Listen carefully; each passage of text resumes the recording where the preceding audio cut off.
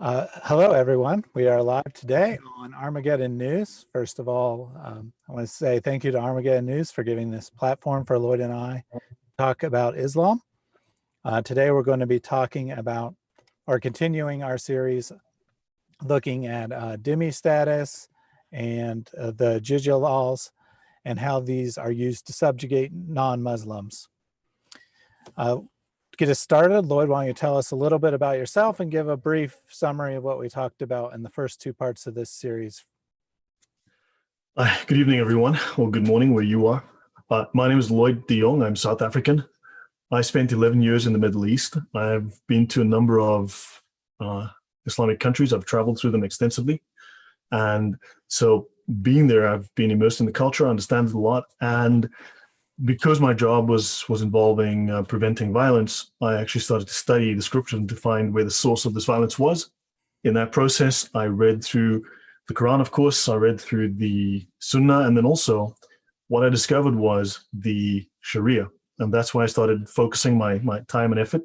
So in the Sharia, the Islamic laws, and this is actually the ultimate source of everything that Muslims are commanded to do, because the Quran is like the seed, and it's created this forest of various things, but really the Sharia, the law, the fiqh, as they call it, is definitive, and it explains precisely how they take these commands in the Quran, take these commands in the Sunnah, and then they apply them, because Islam's a religion of law. So everything has a legal mandate. Everything has a legal basis in the Sharia. So we've been talking about what happens when you're subjugated after being conquered by a Muslim army, because it's their directive to conquer us and to make us into semi-slaves or dhimmis, which are effectively a prisoner of war, but you're something between a slave and a prisoner of war, and you're milked you're extorted for money. And so we are discussing what the laws, going into detail into the biographies of Muhammad, as well as the Sharia laws from the very best of the manuals from the four schools of jurisprudence. And this is the bedrock of Islam. This is how and why they do what they do. So we've been discussing the laws that mandate that they make war and that they enslave us and that they extort money from us, and how they need to mistreat non-Muslims. So we've covered this in detail in the last two, and today we will do a final show. And also, we're also just doing little diversions into aspects of Muhammad's life and just highlighting certain things which are interesting, which to discuss ideas within Islam, and some of them are hysterical. Excellent. So my name is Thaddeus, and my channel is Reasoned Answers. I do a combination of Christian apologetics and polemics against Islam on my channel. The link to both my channel and Lloyd's is down in the description box. So after the broadcast, feel free to head over to our channels and give them a look. This video is part of Lloyd and my series on what we call Islam's apologetics, the various lies that Muslims tell to themselves and others in an attempt to propagate their religion. We've looked at a number of subjects. We started by looking at Muslims who deny the truth of their own sources and how this makes them into apostates according to Orthodox Islam. Then we looked at some of the lies that famous Muslim preacher Ahmed Deedat has told in the past. We looked at how Islam codifies lying, how it has a variety of different types of lying that are a core part of the religion. In particular, we looked at Hiyal, and which is legalized lying. So Islam is a system of legal rules, not moral values. Then we looked at about abrogation and how the sources that from a Christian perspective might seem like they would be secondary, such as the biographies of Muhammad and the Sharia law based on Muhammad's life, are actually primary in Islam, that they have more authority than the Quran. Of course, Muslims would say that the Quran is primary, but what they really follow is the scholarly consensus about what the Quran means and what Muhammad did, rather than the source texts themselves. So that's what we've been up to. And today, as I said in the introduction, we're going to be continuing our look at Jizya laws, how Islam subjugates non-Muslims. All right, yeah. Okay, so shall we just load up the presentation and Yep, continue? go ahead and load that up. I believe screen sharing is enabled. Yes. We're starting to get some people in the chat, and we do welcome your comments throughout the chat. The more comments we get, the more interactive we can make this, which makes it, I think, a better listening experience for everyone. Of course, we're prepared to just talk ourselves, but when we have audience feedback, that makes it a lot more enjoyable for everyone, I think. It does. Yeah, onto something that Thaddeus said. We make the false equivalence between the Bible and the Quran. The Bible can stand alone, and the Bible does stand alone, whereas the Quran cannot stand alone. It requires the Hadith, it requires the Sirah, and also there are certain volumes that are primary, so there's a precedence and order of priority in terms of those. So certain Sirah volumes are primary, certain Hadith volumes are primary, and Hadith are abrogated as well. So not all Hadith are valid, just like Quran verses are abrogated, so not all verses are valid. Also, the Hadith can and do abrogate the Quran. And then on top of that, you also have the tafsir, the commentaries on the Quran by the primary scholars of Islam. And then you also have the Sharia laws, and then which are an exegesis of the Quran and the Hadith and the Sirah. And then on top of that, you have the fiqh, which is the exegesis of the Sharia. So Islam is a huge library. It is not a simple comparison of Bible versus Quran. That is a false equivalence. You want to find the truth of Islam, you have to look in the Sharia and the fiqh. All right, I'm going to share this, and I'm going to start where we ended off last time, just a brief recap. So this book, right, I should be up in a second. This book is from a collection called 100 Great Books of Islamic Civilization. Right? And this one is called Muslim International Law, the Kitab al-Siyar al-Sagir. There are two kinds of Islamic international law. There is public international law, and there is private international law. This one is related to private international law. In other words, it relates to minorities and foreigners living within Islamic controlled territories. And into that category falls the Dhimmis. And so this is one of the primary volumes of Islamic international law. This is a highly authoritative and authentic manual. So notice anything that is not the territory of Islam is the territory of war. And we are the people of rebellion, and they are the people of justice. Right, so we covered this in the previous show, so let's move on. Okay, so Muhammad is greater than Jesus, and what the fiqh? So yeah, back to our little episodes on little discussions on fun facts about Islam. So this is this book here, the Ashifa. This is the most important, the most primary, the most revered biography of Muhammad, one of the prophetic biographies. It is not as old as it is written after the Sirat Rasulullah, the one of Ibn Hisham, Ibn Ishaq. However, this one is the most important one, the most highly revered, and it tells us the Prophet was born circumcised, and he was born with his umbilical cord already cut. And his mother says he was born clean. There was no impurity on him. Another miracle of Muhammad. And if you read some of the other books, if you read through the Sirat Rasulullah and others, you'll discover that they explain that Jesus was circumcised as per Jewish law after 8 days, but Muhammad went one better because Mo was born circumcised. What a miracle. Your thoughts, Thaddeus? Well, I think maybe this would explain a lot. I mean, if his umbilical cord wasn't properly attached, maybe he wasn't getting the oxygen from his mother, and his brain didn't fully develop or something. I know. Yeah. Where do you go with that thought? Let's have a look. Let's continue. Aisha said, I never ever saw the private parts of the messenger. His wife said, I never ever saw the private parts of the messenger. Okay, sure. I don't know where your brain wants to wander when it thinks about that, but what are your thoughts, Thaddeus? I don't know. Maybe she was required to be blindfolded in the bedroom, or Yeah, I never ever saw the private parts of the messenger. Now it gets even better. This is from the Ashifa, right? So the link is down below in the description if I recall. I did drop it in there. Let's have a look. Ali, his son, his adopted son, said, "The Prophet asked me to make sure that no one except me washed him. He said, 'No one has seen me naked without going blind.'" So this is when Muhammad died. He wanted his son only to wash his body and prepare it for burial because no one has seen Muhammad naked without going blind.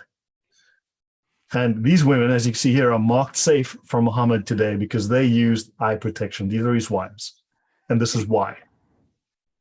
I think we've discovered the reason for the niqab. Yeah.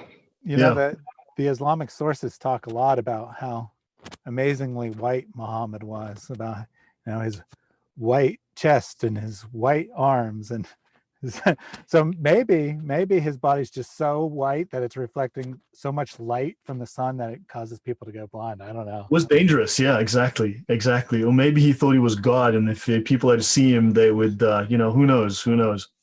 But yeah, so none of his wives saw him naked. So he had how many? 12 blind wives? Either that or none of them saw him blind, because I don't know of reports of his wives being blind. So maybe those exaggerated tales of his virility were just that, exaggerations. Maybe he had issues in the bedroom, and this is the reason why. Sorry, can't do this with you because you'd go blind. I'm trying to save your life here. Could be. How else do we interpret this? So anyway, so now as we discovered, no umbilical, well, maybe you lacked oxygen at birth. That would explain a lot. So number 2, Aisha never saw the private parts of the messenger. Yeah, it sounds legit. And was this a Viagra? The third one, was that a Viagra-related excuses for his 12 blind wives? We need to go do some research. I don't know. Please, if you guys know, drop something in the comments, drop something in the chat. But really, I think, this is from the most authoritative biography of Muhammad. And we're supposed to believe this. Let's move on. Cleanliness is next to moliness. Anas said, "I have not smelled amber, musk, or anything more fragrant than the smell of the messenger." So nothing smelled better than Muhammad. His hand was scented. It was as if he had taken it from a bag of perfume. So this messenger of Allah touched his cheek. He said, "I felt a cool sensation." And his hand smelled like it was taken from a bag of perfume. If someone shook his hand, the fragrance would remain for the whole day. If the Prophet placed his hand on the head of a child, that child could be recognized among the other children by the fragrance. Anas's mother brought a bottle in which to put Muhammad's sweat. He asked about this, and she said, "We put it in our perfume, and it is the most fragrant of scents." I'll pause there for a minute. Your thoughts, Thaddeus, on this amazing, even his poopies, as we discovered last week, smelled sweet. Yeah, I don't know about you, but I don't think I want to be rubbing anyone's sweat on me as a perfume. This is the greatest man that ever lived, and we are reading about the miracles of Mo. In his great history, Al-Bukhari mentioned that when the Prophet went down a road, anyone who followed him knew that he had passed that way because of his scent. Now, here's the thing. He's not saying because he smelled nice. It could be because, you never know. The Prophet's fragrance occurred without the use of perfume. I know what fragrance occurs without the use of perfume. We all know what occurs without the use of. And the Prophet let me ride behind him. So I put my mouth on the seal of prophethood, the mole on the back of the Prophet's neck, right, or between his shoulder blades. And it spread over me like muss. Okay. Now, obviously, this is designed to be humorous, but these are all things that have been accepted by Muslims as being true for centuries. And there is a serious issue behind this humorous look at some of the ridiculous teachings. And that's that the so-called mere messenger, mere man, is elevated to a semi-divine status, that Muslims, regardless of whatever they say with their mouth, treat Muhammad like a god. Ultimately, he is raised to divine status. I mean, we've spoken about how he was the very first being created by Allah. Allah took a piece of his essence and created Muhammad. Then Muhammad worshipped Allah for 70,000 years. Then Allah created a figure of Muhammad, placed it on a lamp with the illuminated the light of Muhammad, the Nur-i Muhammadi. And then the angels and the spirits worshipped Muhammad for 100,000 years. Then Allah took a fragment of Muhammad's light and made all the prophets from Abraham, Moses to Jesus. And then Muhammad was then born on earth as the finest and greatest of the prophets. So I think that really he is ultimately becomes a god. I mean, we covered that in a previous show. I think in the first one we mentioned those stories from the other biographies. So let's see. Ali said, I washed the Prophet. I began to look for what is normally found in a corpse, rotting in other words, but I did not find anything. A sweet smell came from him, whose like I have never experienced. Abu Bakr kissed the Prophet after his death, and he said something to the same effect. Then Malik ibn Sinan drank Muhammad's blood on the day of Uhud and licked it up. The Prophet allowed him to do that, and then he said, the fire of hell will not touch you. Miracle blood. Something similar occurred when Abdullah ibn Zubair drank his cupped blood, and the Prophet did not object. A woman drank some of Muhammad's urine. Let me repeat that. A woman drank some of Muhammad's urine, his wee-wee. He told her, you will never complain of a stomach ache. He did not order any of them to wash their mouths, nor did he forbid them to do it again. The hadith of the woman drinking the urine is sound. She said, I got up and felt thirsty, so I drank it without knowing. It must have been sweet-smelling urine, too. I guess. Maybe it smelled like orange juice. You know, she got up in the morning and she was looking for her morning orange juice. We're supposed to believe this. We are supposed to believe this, right? If this is so amazing, if these are the miracles of Muhammad, and they call this the miracles of, why don't they talk about this? If the Sharia is so amazing, why aren't they wanting to tell us about it? It is the finest law, the greatest law, Allah's own law. It is better than all man-made laws. It must replace all law. Then why is it a big secret? Why is it a big secret? You can't talk about it. Why is it secret?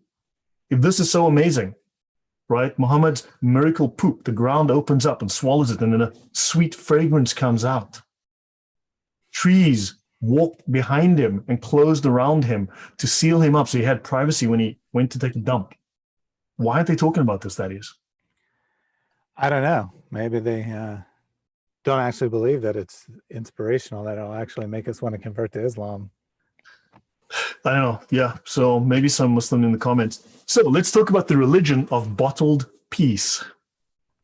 Saudi authorities closed down a shop selling traditional camel urine drinks after discovering the owner had been filling the bottles with his own bodily waste. Right? Oh my. Yeah, the religion of bottled peace. And let's. So now my comments are that I'll take my chances with bacon. I think bacon is better than peace. Let me continue. Mohammedans seem to like their peace mixed with milk. In this case, they have a drink where they mix the peace, it's the religion of peace, right, with camel milk, because peace on its own doesn't seem to taste so good. And then finally, while we say in the West that revenge is best served cold, it seems that peace tastes better when fresh and warm. Any thoughts from the audience? Any thoughts from you, Thaddeus? Well, notice how in the headline here that he wasn't shut down for selling camel urine. He was shut down for passing human urine off as camel urine. So they were perfectly fine with him selling the camel urine. It was just when he put fake camel urine on the shelf that they had a problem with it. Yeah, traditional camel urine drinks mixed with milk. So we did have a question. Yep. It says, are the Hadith considered inspired books of God?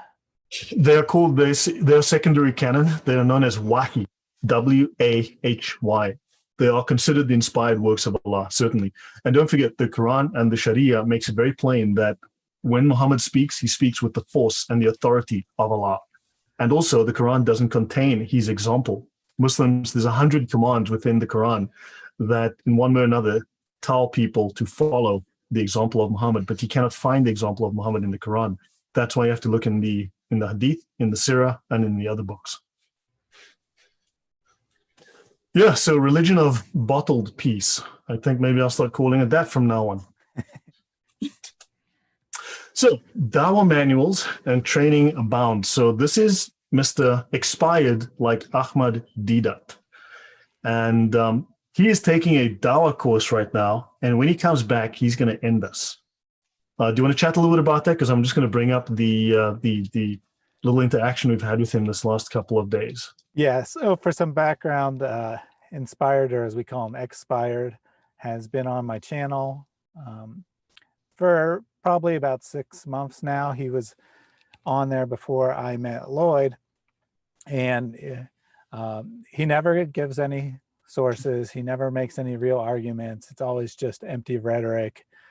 And for a long time, just kind of went in circles. And more recently, we've started asking him to quote the Sharia, asking him, isn't this what the Sharia teaches? And he's been caught several times where he had been trying to, in his initial post, trying to imply something like, for example, in the most recent video he was commenting on, he was trying to imply that the death penalty for apostates is not something that Islam practices. And then we ask him about the Sharia, and he eventually gets caught in his lie and has to say, yeah, I agree 100% with the death penalty for apostates. And with the Sharia, yeah. So, yeah, just so, because we didn't really do this correctly earlier, so I am Lloyd de Jong and Thaddeus Billman from Reasoned Answers Apologetics. So let's have a look through some of his statements, and yeah, feel free to throw in your thoughts here, Thaddeus. He says, so he was telling us, it is left to the state to punish the person, not individuals. But anyways, we don't really care about your opinions. We hear and we obey. And if you don't like that, it's your business. Now, none of that's true, because we were discussing jihad, and jihad is something that can, in fact, killing an apostate is something that an individual Muslim is empowered to do. It doesn't require state sanction. There is no penalty for murdering an apostate if some random Muslim does it. So, but he says we hear and we obey. And if you don't like it, it's none of your business.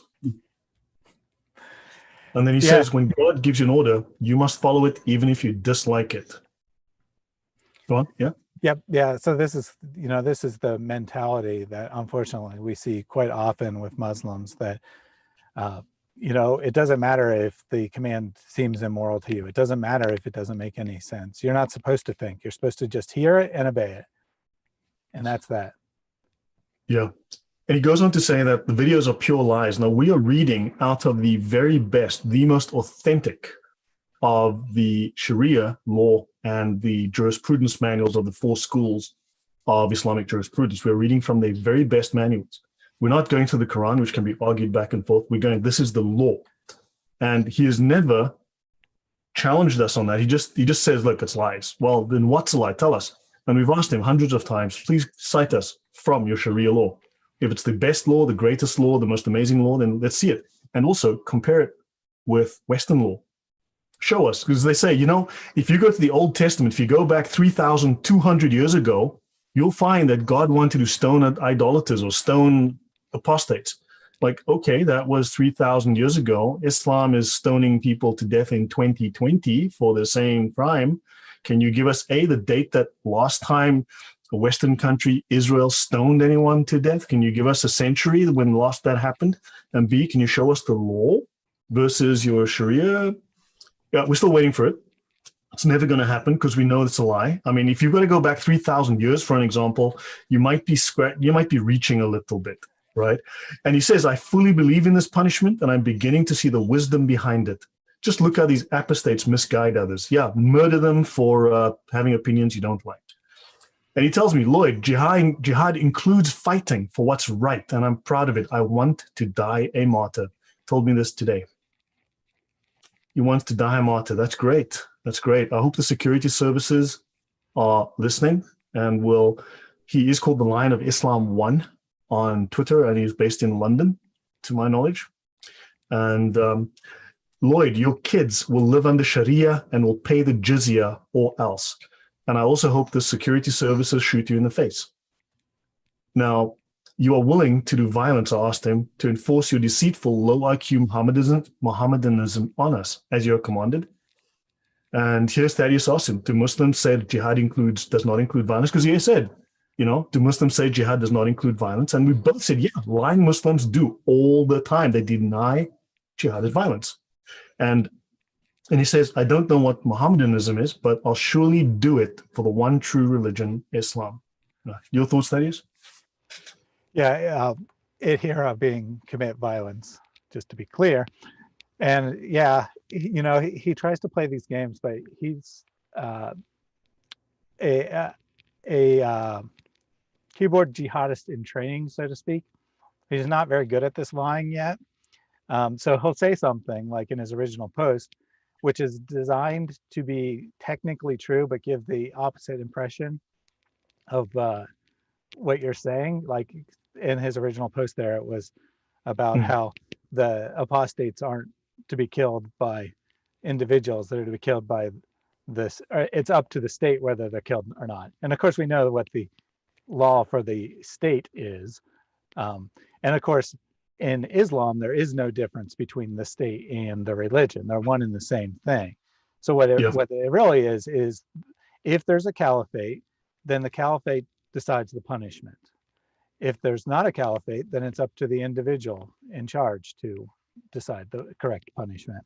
Correct. And on the specific topic of apostatizing from Islam, there's no disagreement whatsoever.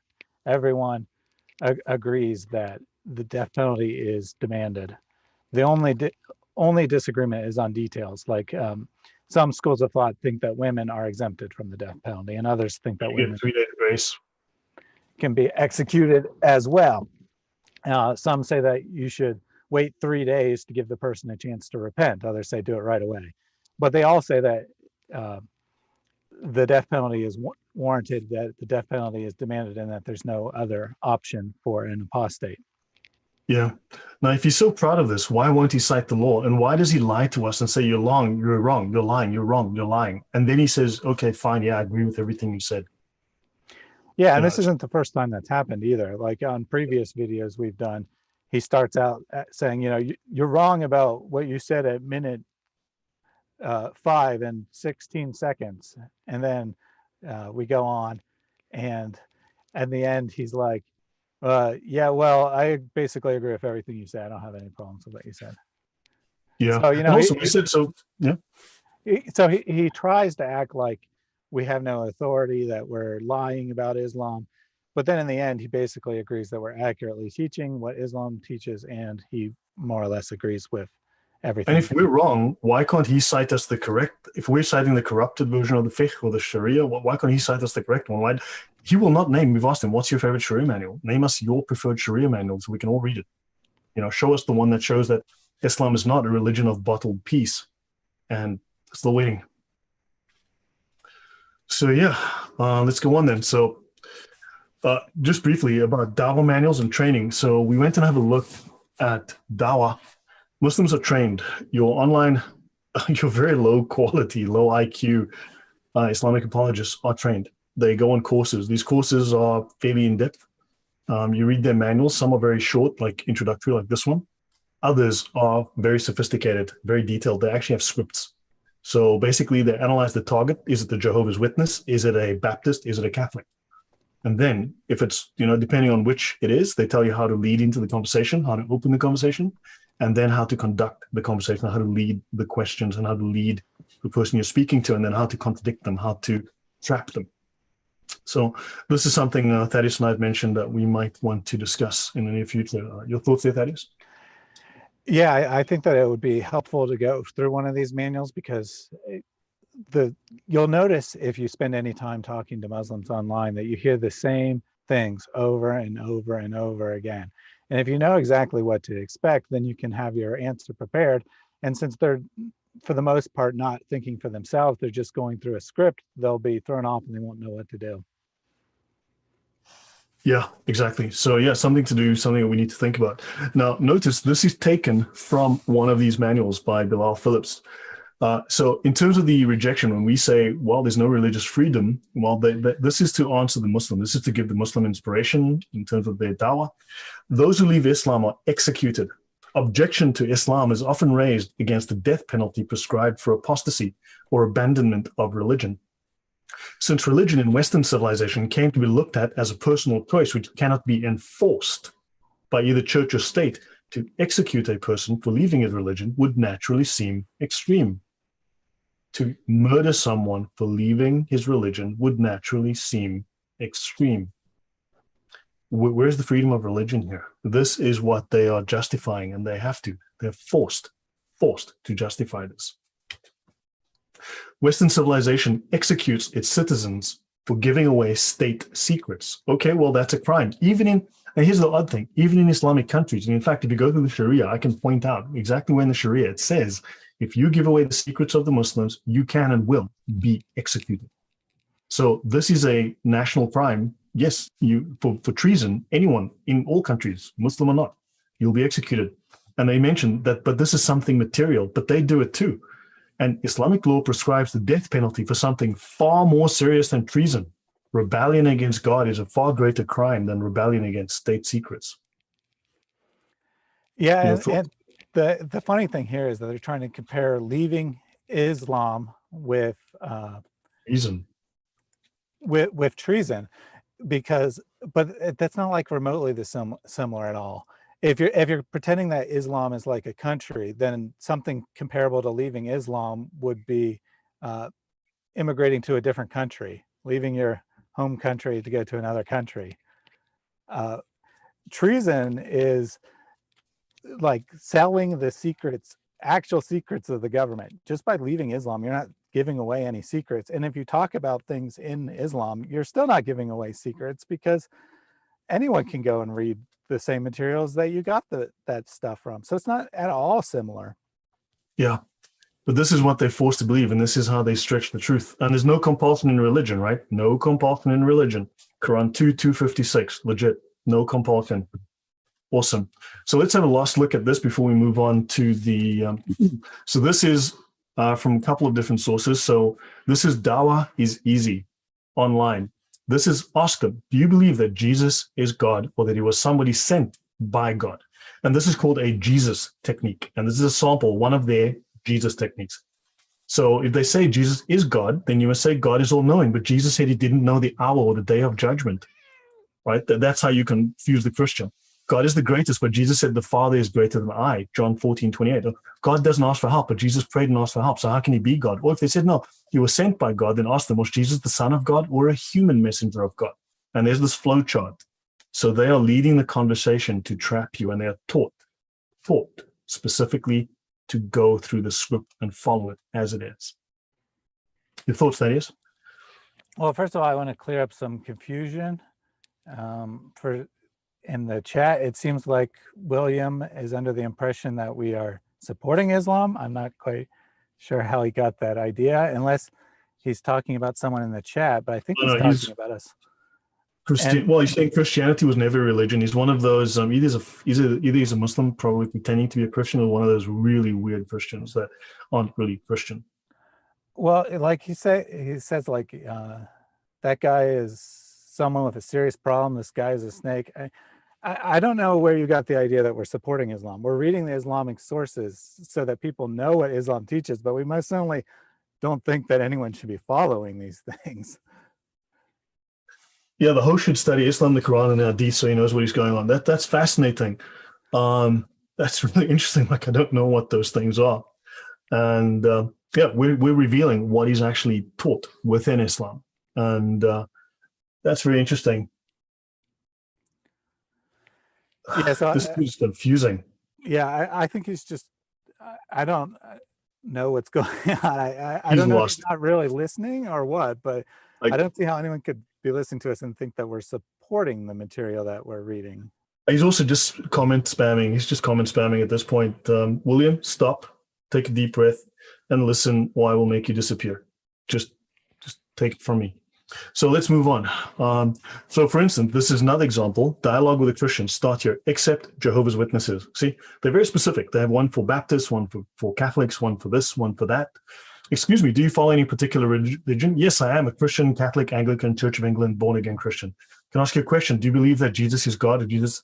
And they have another flow chart. They have another step-by-step, and they learn this script. Do you know that there's only one religion which says that Jesus was sent by Almighty God? Huh?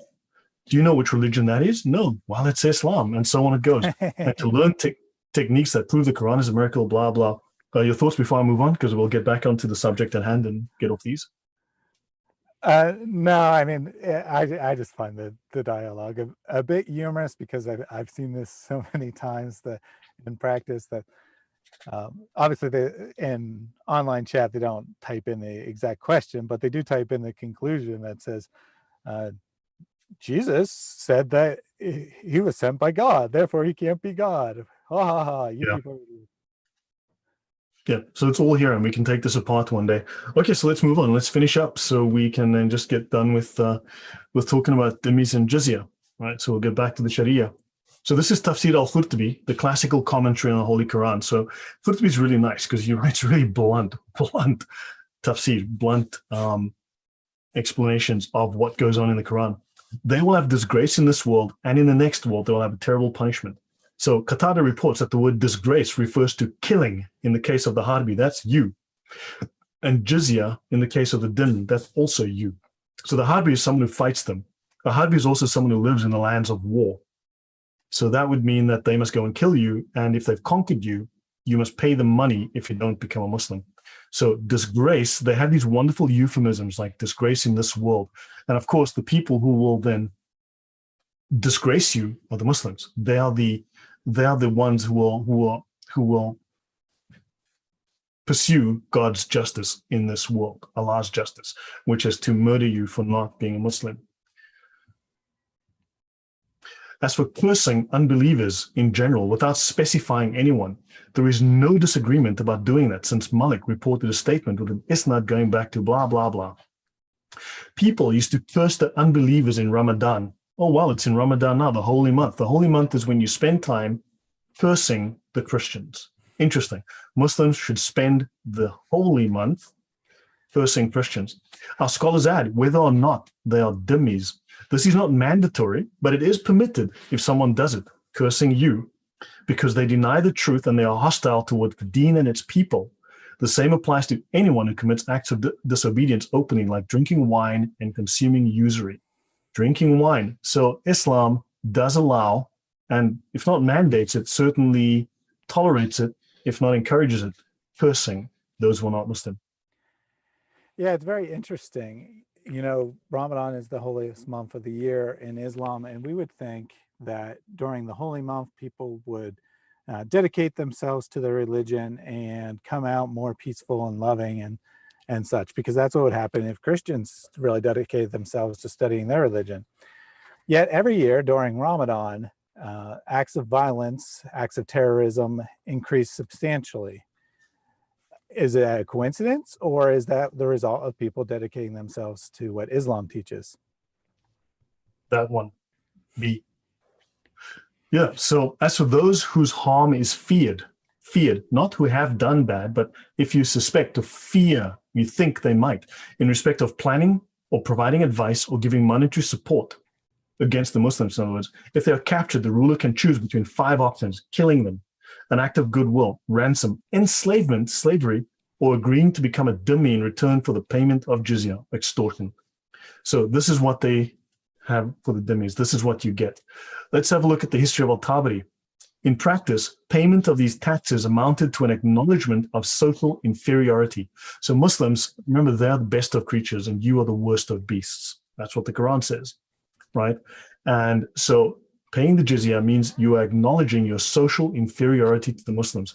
So if you spin around 3 times and you say there's no God but Muhammad and Allah is his puppet, you suddenly become superior to everyone else who's not one of you.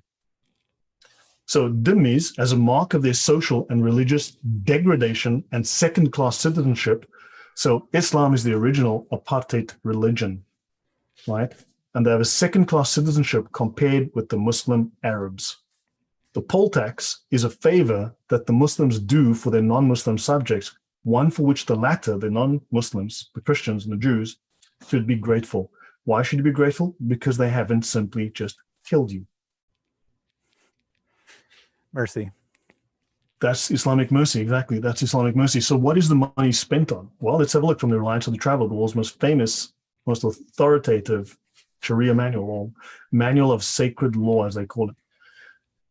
Money should not be put to unlawful use, such as building a church. That would be unlawful. Why are they building all these mosques in the West? Well, because tolerance. Or purchasing lamps for a church, objects of worship, obviously, for church. This assists disobedience to Allah. So they must not allow this to occur. The same is true of an endowment for printing the Torah or the New Testament, which is invalid because the Jews and the Christians have altered the texts and they've added spurious or false material. So doing so is to participate in their disobedience to Allah. Now, on this point, I'll say that David Wood's been doing some amazing work with Sam Shamoun in refuting Muslims' claims about the corruption, because the Quran makes no such claim. However, it doesn't matter what. The Quran is in many ways irrelevant, any relevance in Islam.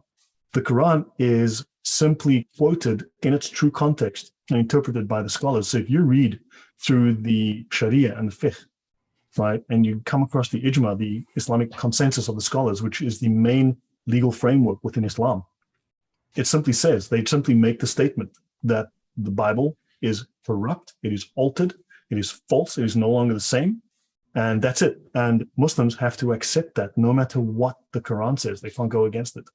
Your thoughts, Thaddeus? Yeah, this is one of the things that you always hear over and over again in online chat, that the Bible is corrupted and whatnot. And I think it'll go back for the most part to the comment we looked at from Expired by DDOT, that you hear it and you obey it, or in this case, you hear it and you believe it. It doesn't matter. You don't need evidence, because I've challenged countless Muslims to give me any evidence whatsoever that the Bible is corrupted. And about the only thing they can ever come up with is there are two different endings to the Gospel of Mark, and 1 John 5:7-8 is has a few extra words added in later versions. Well, to which I would say, show me any two hadith. You know how many hadith differ, have different endings, different beginnings, different middles? How many hadith are contradictory? And show me any two Sirah manuals, biographies of Muhammad, that are identical. Show me. Seriously, you just won't find it. They do not exist. They want to tell us that the Gospels are, dude, look through the Sirah. Find me two Sirahs that match like this. Doesn't exist. But you see, slight differences in perspective from Matthew, Mark, Luke, and John discredits Christianity, but radical, complete contradiction in the Sirah. No, that's legit. Sure. We were just joined by Sonia Azam in the chat. So hello, Sonia. Sonia. Thank you for all your support. Series never would have got started without you. So yeah, hey, welcome. Yeah. So let's move on. So the Jizya. So we've got the tafsir and the hadith. Now, these links are in the comments, in the description box below. You can look. There are numerous tafsir commentaries on war tribute, right? The Jizya. I went through those previously. I wonder perhaps I should do that. Should I do that now? Just go through some of those comments, especially from. Okay, so give me one moment. I'm going to actually have to. I'm just going to stop sharing because I realize I need to bring that up. I forgot to prepare that document. So let me just get to that. No problem. While you're working on that, there was some chatter earlier about how the attributes of Satan in the Bible and Allah in the Quran are very similar. And that would definitely be a good subject to go through at some point. The most obvious connection is that in the Quran, Allah brags about being the greatest of all deceivers. And of course, in the Bible, Satan is the father of all lies. Correct. Okay, I'm ready. Right. So these are the commentaries. I'm not going to go through the Jizya hadiths. I'm only going to go through some of the tafsir so you can see.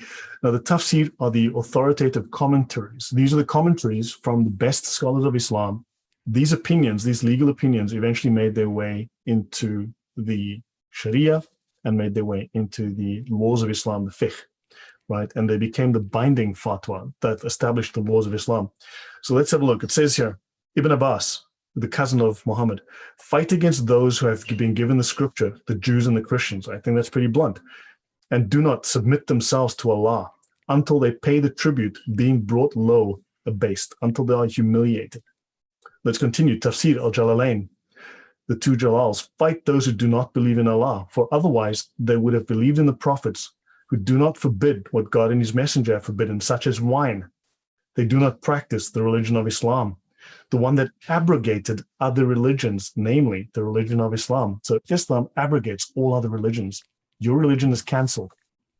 Islamic doctrine teaches that Christianity is Deen al-Batil. In other words, it is the void religion, the cancelled, the worthless religion. In other words, for a Christian to pray is like, it is absolutely without value. It is just empty air. That's their view. That's the doctrinal view of Islam. Namely, the Jews and the Christians, until they pay the jizya tribute, the annual tax imposed upon them, compliantly by their own hands, being subdued, being submissive and compliant to the authority of Islam. In other words, you will submit. Ibn Kathir. So, pure in religion and person, expel the idolaters who are filthy in the religious sense. That's you. From the Al-Masjid al-Haram, idolaters were no longer allowed to go near the mosque because they were, the mushrikun, that's you, are impure, unless it was a servant to one of the people of the Dhimma. And Umar wrote to his governors to prevent the Jews and Christians from entering the mosques of the Muslims. Verily, the mushrikeen are impure. This ayah indicates that idolaters are impure and that the believers are pure. You are filthy. The believers do not become impure. In other words, they can do what they like. Now, they always say, well, Jesus forgave your sins, so you can do what you want. You can have sex with dogs. I've seen that. And, it's okay because you can forgive it. You're forgiven. You can do anything. You can be immoral. Well, the believer does not become impure. Interesting. So how about we have a look at, take the log out of your own eye first, buddy.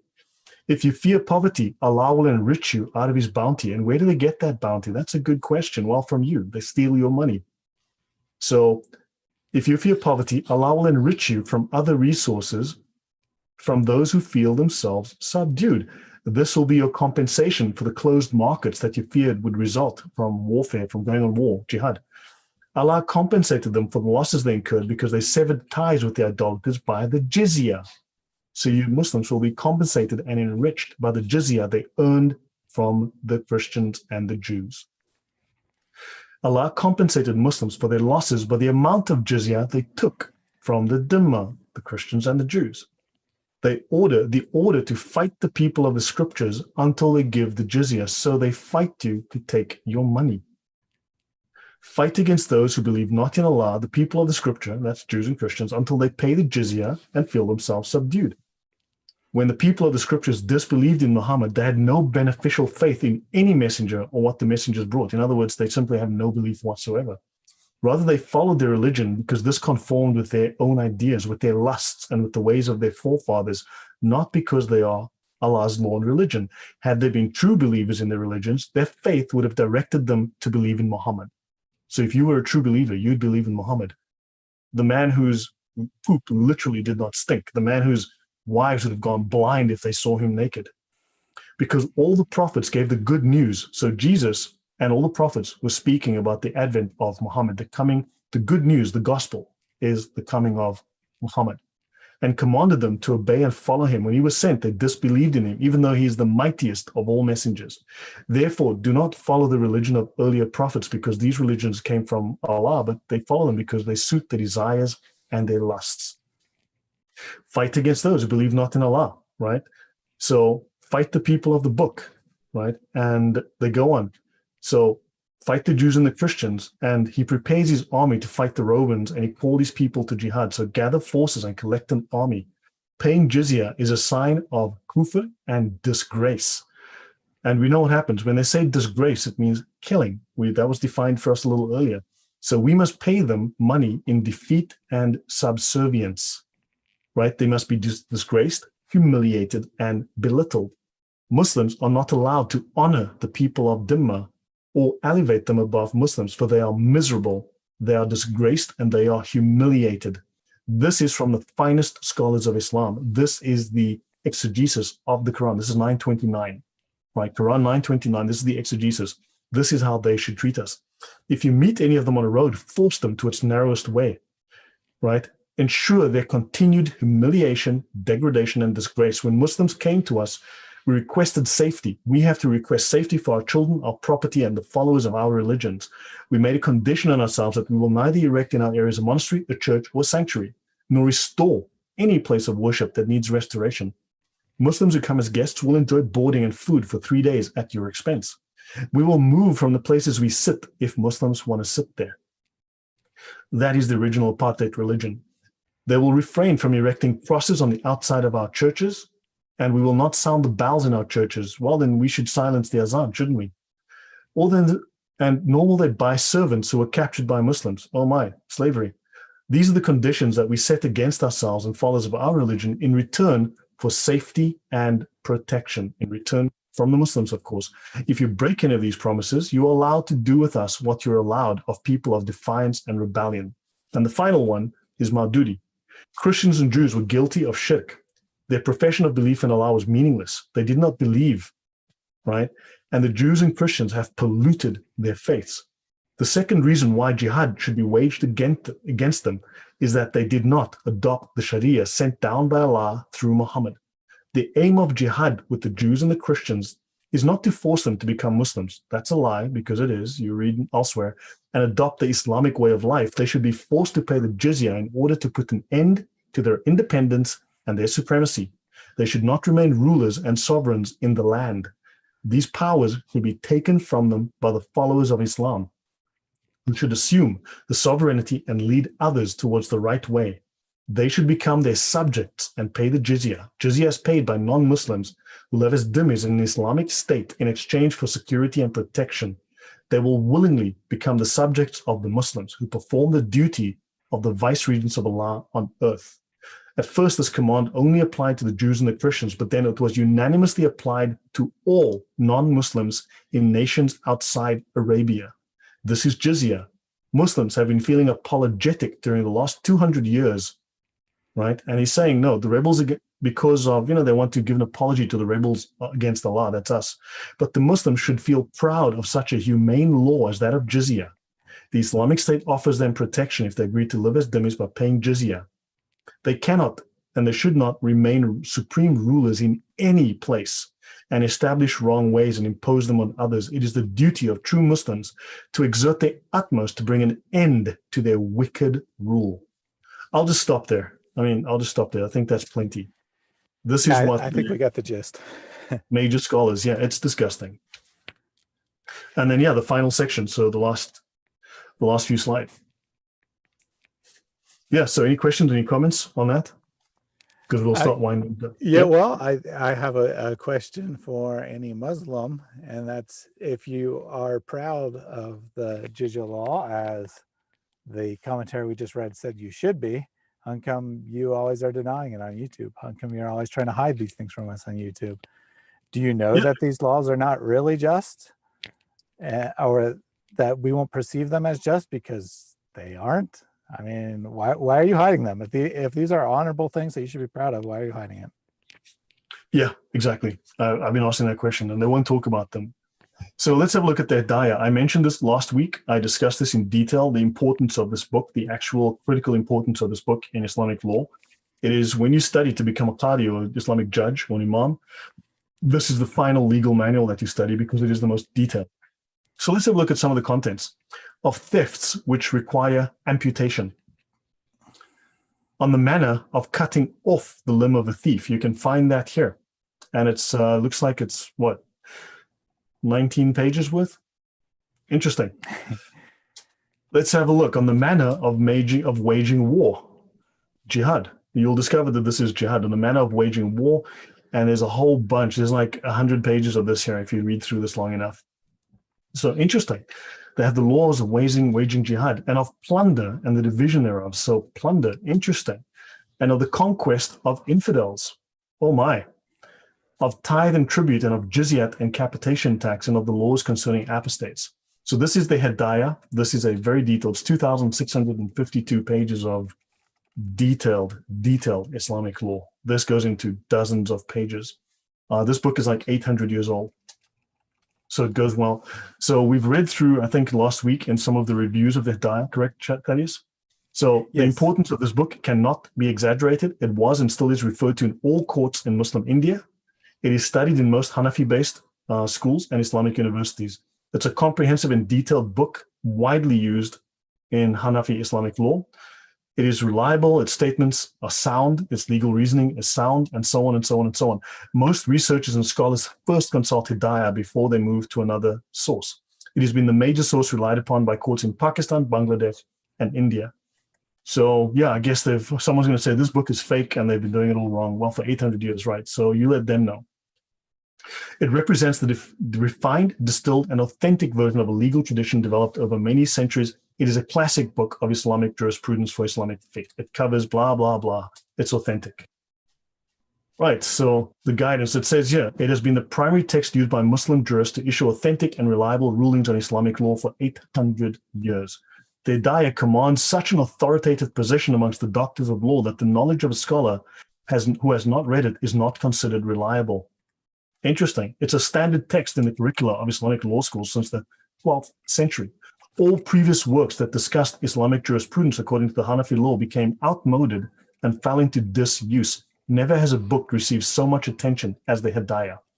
Fascinating. I think we can just go on, right? The man who wrote it was considered to be the leading jurist of the Muslim world in his time, and it is celebrated as the most practical and useful compilation of Hanafi jurisprudence. It is a standard text, blah, blah, blah. This thing is solid. And this guy is the research fellow at the Oxford Center for Islamic, Dr. Muhammad, whatever, at Oxford University. And it just goes on and on. This book is solid. It is top notch. Right, moving on. So the last 10 pages, we will be done. Jizya is war tribute from Dhimmis. So because as an apostate, he has forfeited the protection of the law. So actually they do mention that you're in the same category as an apostate. You have forfeited the protection of the law. Now, notice that they speak of tithe and tribute, and they speak of tribute and the hire of slaves, because 70% of the Sharia is about slavery. And they speak upon a tax upon the persons of Dhimmis, which is termed jizyat, or capitation tax. And they speak here of, we are enjoined, we are required, we are commanded to make war upon the infidels of Arabia until they embrace the faith. And this was extended to the whole world eventually. Omar subdued Iraq and imposed tribute. And then he conquered, Ibn As conquered Egypt and imposed tribute upon the inhabitants. And in the same manner, imposed tribute upon the people of Syria. And then the Imam, whenever he subdues a territory by force of arms, so the Imams are supposed, so your Imam in your mosque is a war leader. Now, a point I should make there is that when we say the Sirah, right, which is today, the term is synonymous with the biographies of Muhammad, the term Sirah in the early beginnings of Islam meant war. And the Sirah was the manual of Muhammad's warfare, the example of his warfare. So the term Sirah became from a manual or instruction guide on Islamic warfare, then became the biography. The biography contains his political and military methods. Interesting. Yeah, so the Imam, whenever he subdues a territory by force of arms, imposes tribute upon their lands and capitation tax upon their persons. So the lands which the Imam subdues by force of arms are subject to tribute. It is a necessity that something be imposed and deducted from the infidels, and this bears the construction of a punishment. It is a hardship, the tax upon tribute land being due, although he should not have cultivated it. So if you own land, you own money on it, whether that land has been cultivated or could be cultivated or not, right? And the Prophet even conquered Mecca. Now they speak here of taking territory again by force of arms. The Prophet conquered that territory by force of arms, not a religion of peace, religion of bottled peace, as we've discovered, yes, but not regular peace. It is written in the Jama Sagir, and that's this book here that we covered earlier, right? That all land subdued by force of arms is subject to tribute. So now they go on, chapter 8 of Jizya, the capitation tax. Jizya is of two kinds. And the second species is that which the Imam himself imposes, where he conquers infidels. That's you. The Prophet spoke generally without making any distinction. Capitation tax is due in lieu of destruction. So if you pay money, they won't kill you. By destruction, they mean killing you. Capitation tax serves as an aid to the troops of Islam. So you pay the money so they can continue their warfare against the non-Muslims, against the infidels, the Christians, the Jews, and anyone who's not Muslim. There's a punishment. So you won't join them in killing for Islam. So while you got to pay the money so they can go kill for Islam. Capitation tax is due in lieu of assistance with person and property. Capitation tax is imposed upon the people of the book because this is mentioned in the Quran. And Shafi, so that goes on, so it is imposed as a return from the mercy and the forbearance shown by the Muslims as a substitute for the murder, the death, the destruction, which is due upon infidels. So you are actually due to be destroyed. But if you give them money, they won't kill you as long as you can pay. And that assistance, which every subject of the Muslim government is by law required to give towards carrying on the war with the infidels. Your thoughts? We have a good comment from the chat here. Axtrap says, tax and jizya are not the same thing. Jizya is a sign of imposed subjugation. That's completely correct. It's just called a tax because it's a monetary. The purpose isn't so much to raise money. Of course, the caliph or whatever will appreciate the money it raises, but its main point is to make the people pay it feel humiliated. Yeah, that's required. Yeah. Now, Shafi, this is the founder of the Shafi'i school of jurisprudence, one of the four major schools, if not the major school of jurisprudence. He argues that destruction or death is incurred by all infidels in consideration of a capitation tax. Right? So all of us should be killed. We should all die, but maybe we can give them a little bit of money. So subject to the original penalty, which is destruction. Isn't that nice? A euphemism. Why don't they just say, we're going to murder you? The opinion of our doctors is that it is lawful to make slaves. It is lawful to make slaves. That's fantastic. And by reducing them to slavery, they are deprived of power over their own selves. They're deprived of power over their own selves by the imposition of capitation tax, the jizya, because they must work and they must pay the Muslims the produce of their labor. Well, that's actually a really good quote there, because it's saying that the purpose of the tax is the same as the purpose of slavery, is to make you completely subject to the people in power, that you no longer have any sense of freedom, that you feel yourself being submissive to them. Yeah. Yeah, this is disgusting. This is what they are. This is how it is. And if a Muslim, so jizya, slavery and extortion is law. So if a Muslim army subdues an infidel territory, right, before capitation tax is established, the inhabitants, together with their wives and children, are all plunder. You become war booty and the property of the state, as it is lawful to reduce to slavery all infidels. You are a slave. It is lawful. You know, we hear from time to time that Islam doesn't allow slavery, that Islam is the religion that liberated the African people.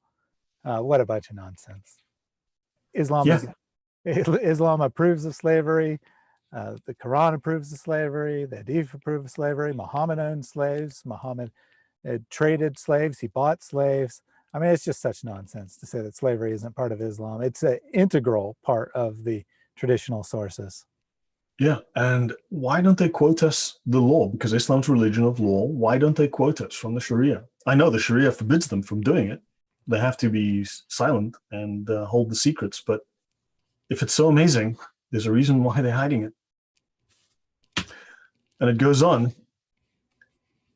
Their infidelity is of such an atrocious nature because they have apostatized after having been led into the way of faith and made acquainted with its excellence, the religion of bottled peace. So in other words, you have been made acquainted with the excellence of the religion of bottled peace, and yet you still refuse to accept it. Now, I'm not going to accept the religion of bottled peace, whether it's been heated or whether it's cold. I'll tell you that. But they must embrace the faith or be put to death. Shafi holds, that's the head of the Shafi school of jurisprudence, the founder, holds that it is lawful to make slaves of the idolaters of Arabia. All right. And it goes on. So Dhimmis make slaves of them. And upon being conquered, they become public property. You become the property of the state. If a Muslim army conquers the idolaters of Arabia or the apostates, their wives and children are plunder. So this law was eventually just extended and expanded to the whole world. Siddiq made slaves of the women and children of the Binti Hanifa tribe when they apostatized, and he divided those slaves among the troops, and he killed such of the men as did not return to Islam for the reasons before assigned. So they will murder the apostates. So you are lumped in with the apostates here. The same laws also apply to you as to them. Capitation tax is not imposed upon slaves or Muslims because capitation tax is a substitute for death. And with respect to us, it is a substitute for aid in the wars of the faith, the holy wars, the jihad. It is a substitute because you're not willing to go and kill foreigners who've done nothing to you so you can spread Islam and force them to become Muslims. You have to go to pay money so the Muslims can. We had a question. We had a question Sure. a little while back about what do they use the jizya money for, and I think we just got a pretty strong hint there that it's used to wage war. Yeah, it's used to beautify the city, to build a nicer palace and so on. It's for the benefit of the Muslims, of course, but yeah, certainly it is used to wage war. It is used to expand the caliphate. It is designed to expand the caliphate to fund the necessity of them making the whole world Muslim. And that doesn't necessarily mean only kinetic, understand? It doesn't necessarily mean that. They've got other ways of doing this as well, silent ways. Capitation tax may be imposed on those where they are capable of labor. And a monk is not to be killed where he does not mix with mankind. Although they could just kill you and, okay, well, too bad. I mean, we discussed it last week where we talked about there's a penalty if you do this, but if you do, well, whatever, move on. Capitation tax with respect to them would be for the purpose of warding off their death or destruction. Likewise, capitation tax, which is the consideration for protection, right? So again, you will lose, so protection money, like the mafia, protection money. And secondly, capitation tax is a species of punishment inflicted upon infidels on account of their infidelity, whence it is termed jizya, which is derived from jizya, meaning retribution.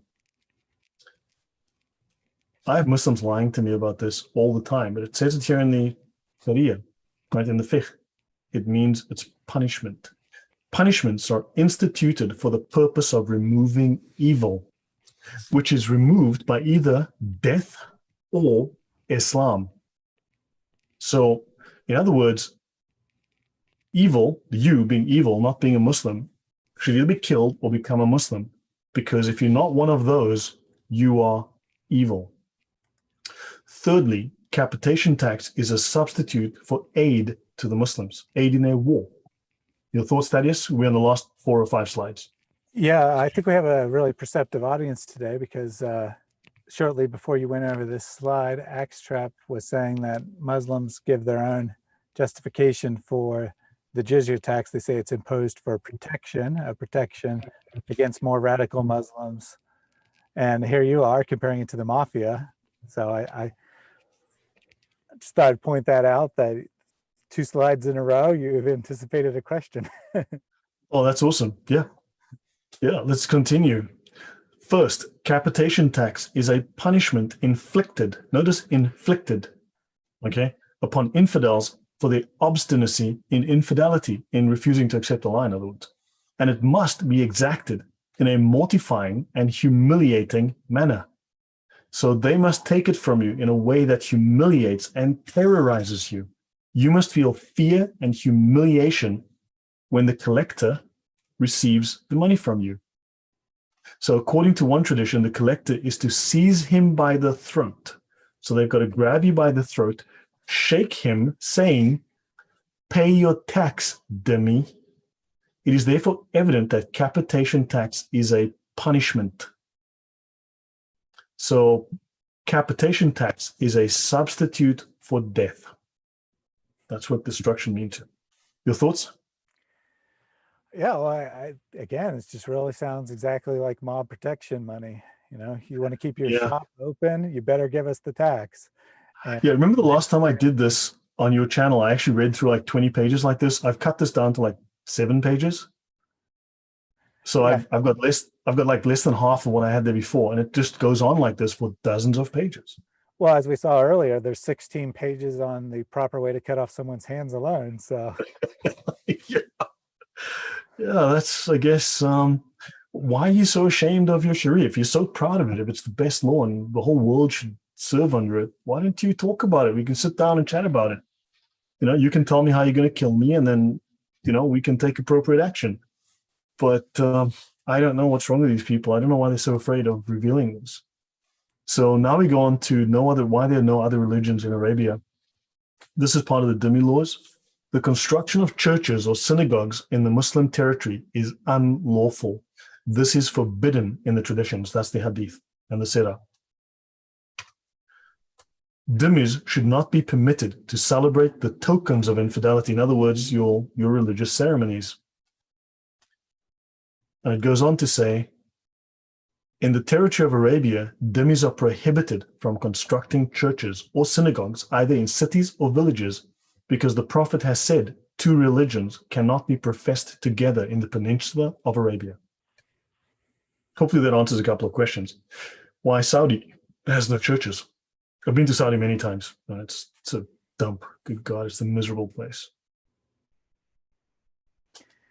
yeah, Right. So, yeah.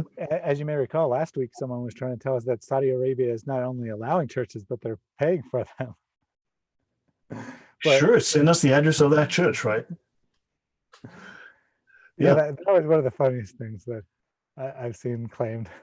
I mean, how do they justify this? How do they lie? They're not lying to us. They're lying to themselves. I mean, do they really think they're lying to us? It's right here. How is their opinion of any value whatsoever? So the Imam has to make a distinction between Muslims and Dhimmis in the point of dress and equipage. It is therefore not allowable for Dhimmis to ride upon horses, or to use armor, or to use the same saddles and wear the same garments or the headdresses as Muslims. It is written in the Jama Sagir. I showed that earlier. That's that book of international law, Islamic international law, in this case, private international law. The Dhimmis must wear the kiftij, which is a sign of, basically it's a little band, like the Star of David on your arm to show that you're not a Muslim. They must wear that on the outside of their clothes, also called the zunnah. And the kiftij is a woolen cord or belt, which the Dhimmis wear around their waist on the outside of their garments. Hitler got that idea, as we discussed, from the Grand Mufti of Jerusalem. If they ride upon an animal, they need to provide themselves a saddle like the panniers of an ass, in other words, a wooden saddle. So Muslims are to be held in honor, contrary to Dhimmis, who are not to be held in honor. Therefore, non-Muslims are not saluted first, and if there were no outward signs to distinguish Muslims from Dhimmis, they might be treated with the same respect, which is not allowed. It is not allowed to treat non-Muslims with the same respect as Muslims. You're not allowed to wear a silk belt. It is requisite that the wives of Dhimmis be kept separate from the wives of the Muslims, both in the public roads and in the baths. It is required that a mark be put upon their dwellings. Dhimmis are not permitted to ride at all, except in cases of absolute necessity. He must get off his horse, or actually he's not allowed to ride a horse. He's only allowed to ride a donkey. He must alight wherever he sees any Muslims assembled. And if there's a necessity for him to use a saddle, so you're not allowed to use a saddle, it must be made in the manner of the panniers of an ass, basically made of wood. Dhimmis of the highest orders must also be prohibited from wearing rich garments and submitting. So the thing in virtue of which the destruction of Dhimmis is suspended, so your death is suspended by submitting to the jizya, not the payment thereof. So they want you to submit, and the submission to it continues.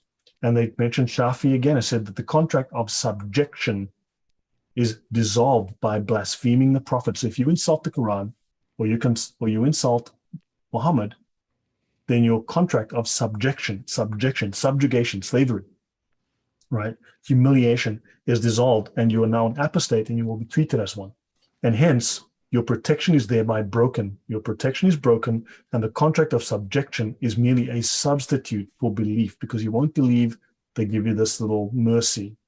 The argument of our doctors is that this thing in question has been made obligatory by the terms of a peace, and women are capable of being subject to such obligations. Interesting, women are exempt. Okay, so what they tell you, if you read the law, it says that women are exempted from paying jizya, except women also have to pay the jizya, which is like, huh? That's Islam. Like, women are exempt, but women have to pay. So, yeah. The dhimmi, upon breaking his contract of subjection, stands in the same predicament as an apostate. He is condemned to death. Yeah, there you go. And if the dhimmi is made captive, he is a slave, contrary to the case of an apostate, who, if he repents, is not put to death. Thus, he would be a virtual apostate, and he forfeits the protection and privileges of a believer. And we're on our final slide. This is it. We end here. Any thoughts before I finish this last one? Is that is? We have some off-topic chat, but we'll wait till after the slides for that. Hey, it's good material, but we'll wait till after the slides are finished. Okay. So of zakat, twice as much is levied upon the property of Christians as is levied upon the property of Muslims, because Omar made peace with them upon this condition in the presence of other companions, none of whom disputed it. Twice as much is taken from the women. Now, if you go back, if you read through the rest of the book, and I've linked it, it's the link to this book is in the description. Get it and read it, right? This is volume 2. So you'll see that it said women are not subject to the jizya, but women have to pay the jizya, and women have to pay twice as much. That's amazing. And the above peace is established on the taking of a double zakat, and zakat is incumbent upon women. And it says here, this is jizyat, the name in which, and name it whichever ye please, jizyat or zakat. And there you go. And this is where we end.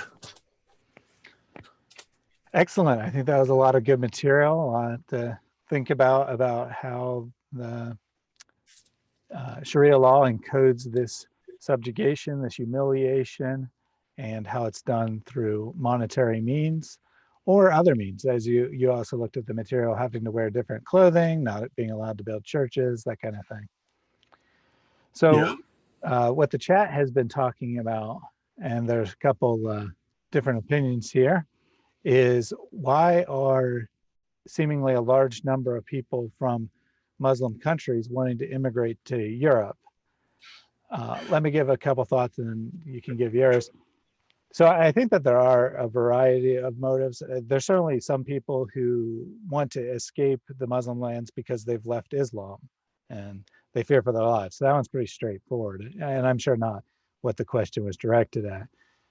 I think that in a lot of cases, what happens is the people are very unhappy with their situation, but rather than realizing that it's Islam, the system, that's causing the situation, they blame it on the particular person or people who are in power. So they say, there's nothing wrong with Islam. What's wrong is the particular ruler we have in my country. If I go to another country and I implement the same legal system there, it'll be better. I think that's why you see people who are it's not real communism fallacy. It wasn't real socialism. It wasn't real Islam. It's exactly the same thing. It's not real Islam. Right. Of course, they're mistaken, but I think that's probably why you see people who are leaving a situation. Because I mean, your situation has to be pretty bad for you to want to leave your country, right? So they're leaving a situation they consider horrible, but then they're trying to reinstigate the same situation in a different area. Well, and I think that's happening because they don't really realize what is the core cause of the problem. I will also add to this, though, that they are required to immigrate. It is a form of jihad. They receive the full measure of paradise from a life. They die in the process. They will go to paradise like a jihadi does, like someone who died in jihad. And the year 0 in Islam is dated from the year that Muhammad migrated from Mecca to Medina. So that is the year 0 of the calendar, not the birth, not his death, but his hijrah, the Hijri calendar, the migration calendar. And jihad, migration is a form of jihad. And also, rich people are required or heavily encouraged to provide wealth, right? Remember, those who give their wealth and their lives in jihad, right? So rich people are encouraged to fund migration as a form of jihad. Someone is paying. How does a poor African who makes $1, $2, $3 a month, how does he pay $7,000 to cross the Mediterranean to Europe? Where does he get that? He would take him 50 years to earn that in salary. Where does he get $7,000? Well, someone's paying it, right? So many of these now, also, if you look at the numbers of people that believe in Sharia, the Muslims that believe in Sharia, it's a large number. In some countries, it's 90%, 90 odd percent. So many of them are coming for the purpose of spreading Islam by slow infiltration. They're forcing Islam, and we are letting them in. We are the house of war to them. We are the people of war. So there's a very sinister, dark side to this, and you have to know this and push back. This information needs to be made public. These laws have never been cancelled. They cannot ever. This is the law of Allah. Cannot be cancelled ever. It must replace your law. So there's a danger to this as well. Yeah, I was hoping that you would go there, because I think there are two sides to the story here. In some cases, people are desperate and want to leave their situation. In other cases, they think they're doing something noble by going to another country and spreading Islam. Yeah, well, Guy Shin says, how about 2 million Syrians? Now, look, I've been on the border of Syria. I wasn't allowed to go in at the time. For what a long story, I wasn't allowed to go into Syria and Iran. But I've been along the border of Syria for various reasons. And 70% of the refugees that come into Europe can't read and write in their own language. So, I don't know how they're going to be future doctors and lawyers. You tell me. They don't even read and write in Arabic or their own home languages. So yeah, it's an time. Can I tell you a story? I don't know how true it is. I've never actually looked up the historicity of it, but I was doing some work in Lebanon. Lebanon is where the light switched on for me. Really, the light went on for me in Lebanon, because I saw what happened to a Christian country, how it was just ruined. And I went to this one base, and coming back from the base, they took us past this encampment. There was this huge, it looked like a prison wall, like a huge, really like a 20-foot wall around this place. And I asked what this was, and they said that was a Palestinian refugee camp. And there were thousands of Palestinians in this camp. And they actually showed me the helicopters, and they showed me the place where they loaded. I'll get to that in a moment. And they said there were thousands of refugees from Palestine that lived there. And the Lebanese government gave them everything: libraries, schools, creches, hospitals, money, you name it. They took good care of them. And shortly after, teams of jihadis would sneak out from this place and started murdering people, started car bombs, assassinations, attacks in the streets, and it got bad. And it went on like this for a very long time. The government did everything in their power. They said, well, if you give us creches, if you give us milk, if you give us schools, if you give us better textbooks, if you give us whatever, better healthcare, whatever, they kept complying. And I think a year or so later or more, a couple of years later, the problem was just escalating. And what the Lebanese government did was they loaded 1,000-pound bombs on their helicopter squadron. They loaded them. They showed me where the loading bays were. I went there. And they realized that no matter what they'd done, after about 4 years, they got nowhere, absolutely nowhere, right? The problem was getting worse. People were dying, and it was causing terror.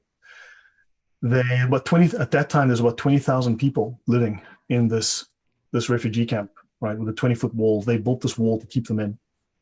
And he said they went to the blocks where the jihadis were known to be encamped amongst the people. Now, don't forget, if you're like this woman, they talk about the human shields. Well, they're doing that voluntarily. They're doing that because they will earn the love of Allah, and they will earn paradise if they protect the jihadis. So this whole human shield thing, those aren't victims. Those are willing accomplices, right? Doing a holy deed, a great deed for Allah. They killed 4,000 people, I was told. Okay, they told me they killed 4,000 people, men, women, and children. They just slaughtered them. They dropped these bombs. They decimated every block where these people were known to be until they demolished the buildings with 1,000-pound bombs. And when everyone was dead, the problem went away. So this is one country that took that step. Now, they've still they won the battle. They lost the war. And I fear that Lebanon is going to be the future of Germany, of Paris, of Belgium, of Holland, if people don't, because there's going to be bloodshed if we don't speak about this. I would rather speak about this than have to shoot people in the face. Yeah, exactly. That's why we're here. Well, one of the reasons we're here, one of the main reasons. Uh, we want to refute Islam. We want Muslims to watch this material. We want people to share it with Muslims. We want to stop it before it becomes a war. Yeah. So Axe Trap said that with the high birth rate among Muslims, they'll be taking over Europe in the near future. It's already starting to happen. The UK has become a new hub of ISIS and so forth. Let me just offer a counterpoint to that. It is true that Muslims, even in Western nations, have a high birth rate and thus, in theory, are growing. However, when you look at the actual statistics, I think the growth of so-called growth of Islam in Europe is due almost entirely to immigration. And when Muslims come to the West, about 30% apostatize from Islam when they're no longer forced to, when they one get out of the cultural bubble of this is normal, everyone accepts this, and two, when they actually look at things critically, Mhm. a significant percentage realize that Islam is a lie and they end up leaving the religion. So there is hope here. It's not Yeah. just a case that that no one ever leaves Islam and that Islam's just going to keep growing and it's going to take over the European states. So there is the aspect that we do have to take this seriously. This is a serious problem. This is a serious threat, but at the same time, there is hope that it's not just a predetermined fact that no one will ever leave Islam and they'll just keep growing and kill I think everyone. without the apostasy laws and without the heavy enforcement within the culture, they would have Islam wouldn't exist. Yeah, I mean, you have Islamic scholars saying the same thing, that sometimes, they have a few excuses for justifying the apostasy law. And the funniest to me, which you hear periodically from Muslim scholars, is if this didn't exist, Islam would have died out. It's like, well, yeah, because it's crappy. Not Yeah. that's their so because they think Islam is true and they don't want it to die out, so they're like, oh, that justifies the law. Now we know why it exists, because people would leave Islam if it wasn't there. Yeah. But you've got normal Muslims who believe in the Sharia, who want the violence, who are waiting for it. And there are many who believe Islam is so amazing because they don't know. So there's those who are actually lying because they know and they think it's righteous and justified to commit murder on behalf of Islam. And there's those who are just ignorant and have no idea. So hopefully this educates both sides and warns us of the dangers of these beliefs, and two, warns those Muslims who have no idea what the facts are. Otherwise, bring me Sharia laws that say something else. I'd love to see it. They don't exist.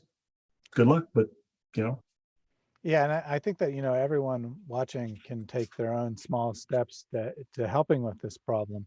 Maybe you don't have any Muslim friends and you can't talk directly to a Muslim, but you certainly can talk to your Christian friends about this material.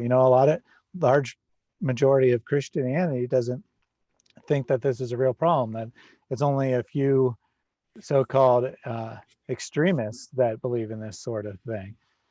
And whilst I agree that there are many people who call themselves Muslim who live completely peacefully and have no interest in pursuing this kind of thing, they do so at the ignorance of what their religion teaches. The core documents of Islam make it very clear that Islam is to be propagated by war when necessary, that it is a complete system. It encompasses every aspect of life, political, religious, economic, everything. If you are in proper compliance with Islam, then everyone is Muslim and everyone is doing exactly what quote unquote Allah wants them to do. yeah. So this is not. I know it's horrific. I mean, it's horrendous, horrific. It's almost unbelievable. But this is Sharia law. There is no other Sharia law. There's no other legal system. This is it. Enough Muslims believe it. At least half do. At least half, if not more. Read the Pew Research statistics on it. At least half. It's probably closer to 70% that even in the West that to some degree believe in this. And if there's a problem, they're going to they're going to side with their own side. They're raised to be victims. They're raised to see us as bad. They hate you, right? It's religion that teaches hatred, and they lie. And we hopefully will start to uncover more of this. There's lots more to come, but I mean, it depresses me to read this. It's depressing. It saps me sometimes to just think, who thought this up? What kind of depraved, sick mind? So yeah, I've seen this. I've been all through the Middle East. I've been to almost every country. It's nuts. It's the same everywhere. Oh, So yeah, that's by the way, Guy said that he's actually from Lebanon, and said that's right. About halfway through what your story about Lebanon. So at least the first half of it, he's approved as being accurate. okay. Yeah, no, dude, I can tell you, for instance, a lot of things happen in the Middle East. I mean, I've been to a lot of fun places. I can tell you that, right? And there's a lot going on. There's a lot happens. I mean, there's full-blown wars can occur and not a peep in the news. Trust me, you have no idea what can go on, and not a word appears in the news. All right, been there, done that, seen that. Trust me. Whatever. Don't have to take my word for it. Whatever. But I can tell you, you can hide slaughter on a massive scale, and not a word gets out. No one cares. You'd be amazed what goes on. Yeah, I can't tell those stories, but they're stories to be told. So yeah, so things happen. Yeah. Yeah, and along the same lines, he says that Lebanon today is on the verge of war. Yeah, it's sad. I mean, Lebanon is a beautiful place, but it was really sad. The Bekaa Valley was interesting, man. It was crazy to go to the Bekaa Valley. That's good grief. It was a mind bender. Been there a few times. Wow, I remember growing up as a kid in like the Bekaa Valley. The news back in the 80s, the Bekaa Valley was. And then I went there and I was like, wow, nice place. Completely messed up. Yeah, it's crazy, but yeah, those are stories for another day. So yeah, that's Jizya. That is, and all they can do is lie now. I think we're at the point now where, in terms of our polemics, Muslims can only lie now. At this point, they've got nothing left. They can't talk about the Sharia. They're not allowed to. They know we're right, so they can only lie. And so use these polemics, use this information, and let other people know about it, so that no one can continue to push their lies, and that those Muslims who don't know can be woken up and realize the dangers. This is a legal system that wants to replace yours, and talk about this. You need to get this information out, make it common knowledge.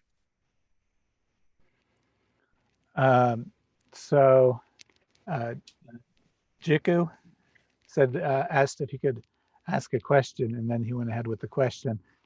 I actually have no idea what he's going on about, so Never mind. It's prophetic stuff. Yeah. So unfortunately, I don't have an answer because I have no idea what you're talking about. It appears to be some sort of mystical belief that he's asking about. Yeah, that's outside of. It's outside of our expertise. So no answer to that question, unfortunately. Yeah. So yeah, I hope that was useful. And so that's it from me. I mean, this is it. And I could have actually added a ton more, but I think I've made it very clear. I've extracted, what was essential. And I hope that was useful, and I hope you've learned a lot about the ridiculous disease called Islam. Excellent. We do have one more question before we close out. Xtrap asks, what's your view on Western converts to Islam?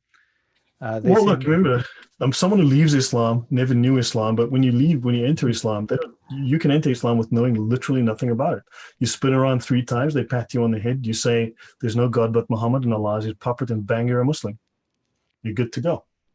Yeah, and if you look at the statistics of, or even if you just go to your local mosque and ask how many people are converts, you won't find barely any. They were all like more than 70% of converts leave within 2 years. Almost all of them leave within 5 years. They've quit within 5 years or less. Yeah, they wake up when they go, what the hell was I thinking? This is nonsense, and they go. Yeah, I was going to say the same thing, that 70 to 80% leave within a year or two, and then when you look 10 years down the line, it's like well over 90% have left. And part of that's because, I mean, most of these so-called converts were never converts at all. Someone convinced them to say the Shahada, and that made them a Muslim, but they didn't believe anything about the religion. They probably never went to mosque once after quote unquote converting. So I don't think there's very much actual Yeah, conversion. Islam's not spreading by conversion. It's really spread by violence, warfare, in other words, and traditionally, and of course through childbirth. But again, I think if we can weaken this, it's an information war we are waging because they're lying to us. They're learning. You saw their dawah. They're learning, and this is something we have to start deconstructing. And I mean, their polemics are weak. Their apologetics are weak. They've got nothing, and I think we can start to just steamroller them. And why do they have to lie about their own texts? I mean, they've got nothing. Yep. Yep, I agree completely. Truth is on our side. And in the information age, people can no longer be completely shielded from the truth the way they could be in the past. So I think it's just a matter of time before you see substantial cracks in the Islamic world. It will be happening slowly, but it will appear all at once, because what will happen is, there'll be a few people leaving, a few more people leaving, but you won't see anyone leaving because everyone's too afraid to say anything. And then at some Yeah, point, there'll be a crucial mass of people who have left Islam, and suddenly they'll have enough numbers to stand up and say, we've left Islam, and then it'll look like a whole bunch of people left in a year or something. yeah. I think it's not going to stand. I don't see it. It's evil, it's vile, and it needs to be destroyed. And hopefully we're a part of that. And look, Muslims make very good converts. That's worthwhile doing. Absolutely. I think that's Yeah. a good positive note to end it on. So thank you very much for joining us, everyone. We'll be starting a new series probably next week. Look for an announcement on the exact day. We'll be taking an extended look at jihad next on Armageddon News here. And at Yeah. some point, probably also next week, we will start to look at refuting Ahmed Deedat's arguments about finding Muhammad in the Bible on my channel. So stay tuned for that. We hope to see you all again. Enjoyed the chat today. Have a good afternoon, evening, morning, middle of the night, whatever time of day it is, wherever you are. God bless. Radio, hopefully I'll have a haircut by the next time we meet. It'll be great to get that going again. And also one thing I'd love to discuss is the Crusades. We should really do something about that sometime and really just nail that one. That would be part of jihad, I guess, maybe after that. Okay, thank you, everyone. Good night. Take care. Good to see you all again. And we look forward to seeing you soon. Stay safe. Bye.